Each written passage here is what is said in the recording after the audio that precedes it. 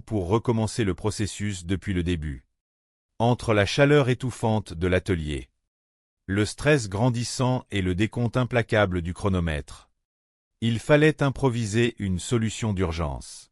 Les délaminations étaient apparues au pire moment. Gary alternait ses regards entre l'horloge et son acier, cherchant désespérément à combler les vides pour éviter que l'intrusion d'acier doux ne ruine la solidité structurelle de sa lame, ce qui signerait son retour à la maison. Bien que la situation soit loin d'être idéale, il tenta le tout pour le tout en attaquant le façonnage de la soie. L'animateur annonça qu'il ne restait plus que 60 minutes aux candidats pour mener à bien leur projet parallèle. Les soies des couteaux prenaient forme. Pour garantir une symétrie parfaite, l'un des forgerons utilisa une méthode astucieuse. Il dessina le contour de la première pointe validée pour s'en servir de guide exact pour la seconde. Cette rigueur technique lui redonna confiance quant à l'aspect esthétique final de ses œuvres. Les mains fermement posées sur la lame qu'il préférait, il se prépara pour l'étape cruciale de la trempe. Ce moment de vérité où le métal subit un choc thermique intense et où la moindre faiblesse peut provoquer une rupture fatale. Cody plongea sa lame dans l'huile. Un léger voile de déformation apparut à la surface. Mais le jeune homme resta convaincu qu'il pourrait redresser la courbure lors des finitions. La trempe de sa seconde lame se déroula sans encombre. L'objectif commun était de franchir cette étape dans les temps pour présenter un ensemble cohérent et harmonieux au juge, afin de garantir l'exactitude des émoulures. Tim utilisa des pinces de serrage pour lier ces deux lames ensemble pendant le meulage. Une technique ingénieuse qui permettait de conserver un profil rigoureusement identique. Tim procéda ensuite à la trempe de sa première lame. Une opération couronnée de succès qui le remplit de joie. La seconde lame suivit le même chemin sans le moindre incident. En tant que cadre au sein d'une grande entreprise et ancien footballeur professionnel ayant joué devant des foules importantes, Tim possédait une solide expérience de la gestion du stress et une confiance en soi nécessaire pour prendre les bonnes décisions dans les moments de forte pression. De son côté, contre toute attente et malgré les graves défauts structurels de son acier, Gary réussit à donner l'apparence de lame finie à ses blocs écrasés. Sa première trempe se passa bien, sans aucun bruit suspect ni fissure audible dans le liquide de refroidissement. Bien que ses lames ne fussent pas parfaites, sa priorité absolue restait de présenter 2 couteaux terminés, faisant abstraction des détails esthétiques par manque de temps. Paul effectua également sa trempe avec succès, sans constater de défaut majeur, avant de passer aux dernières finitions sur la ponceuse à bande, abordant la fin de la manche avec sérénité. Le compte à rebours final retentit dans l'atelier, 5, 4, 3, 2, 1. L'animateur ordonna de poser les outils et d'éteindre les machines, marquant la fin de cette première épreuve éprouvante. Les visages étaient marqués par l'effort, mais la fierté d'avoir surmonté les obstacles dominait. L'heure de l'évaluation par les experts était arrivée. Tim fut le premier à présenter ses 2 couteaux. Les juges saluèrent la qualité globale de son travail, notant quelques légères irrégularités dans les émoulures et sur le profil du tranchant. Des détails mineurs qui restaient tout à fait corrected grâce à l'épaisseur généreuse du métal. Globalement, le résultat fut jugé très positif.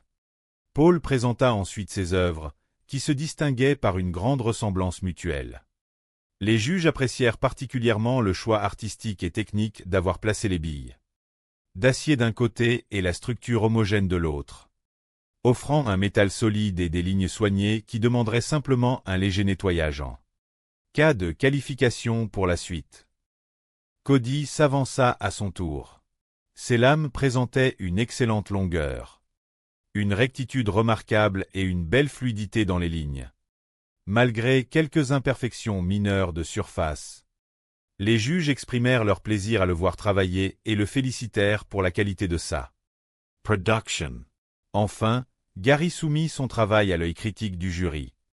Si le tranchant des lames avait été correctement soudé et que l'acier présentait un bel aspect général, les experts pointèrent immédiatement du doigt plusieurs zones de délamination non soudées sur les flancs et le dos des couteaux.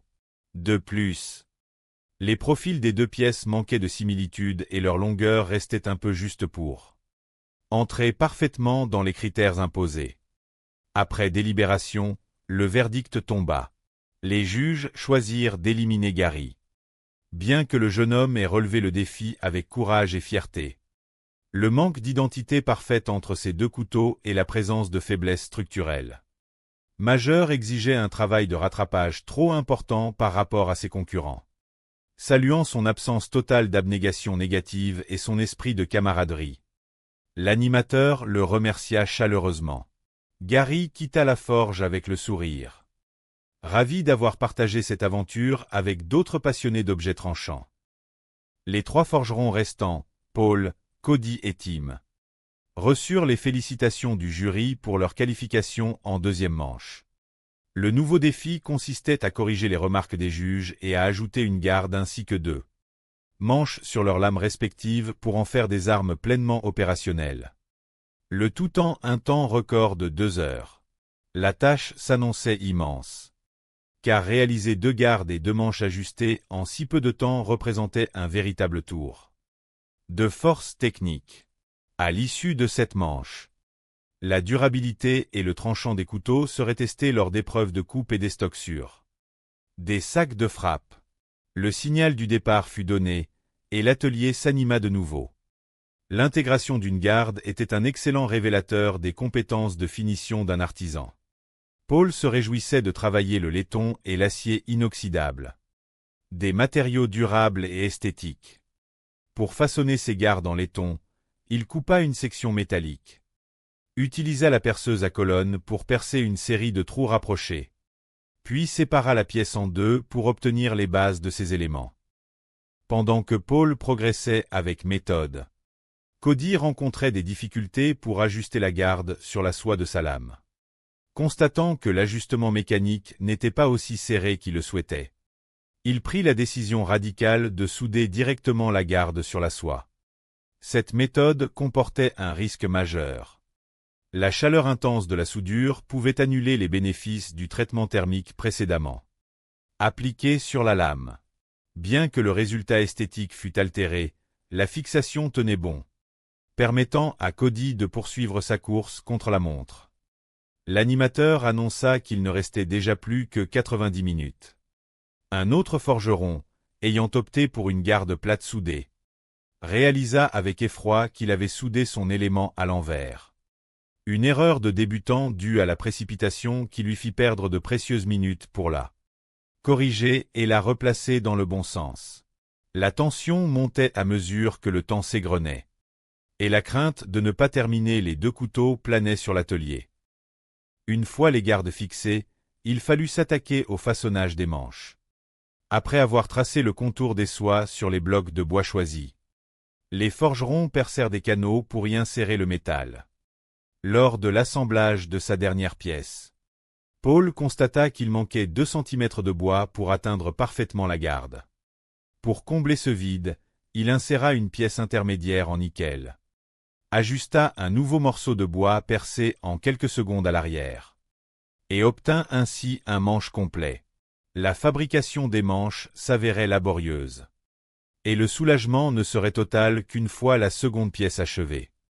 À 45 minutes de la fin, Cody tenta d'insérer un rivet de fixation dans son manche. Malheureusement, le rivet se tordit et se coinça à mi-chemin, devenant impossible à enfoncer ou à retirer en raison d'un mauvais alignement des trous.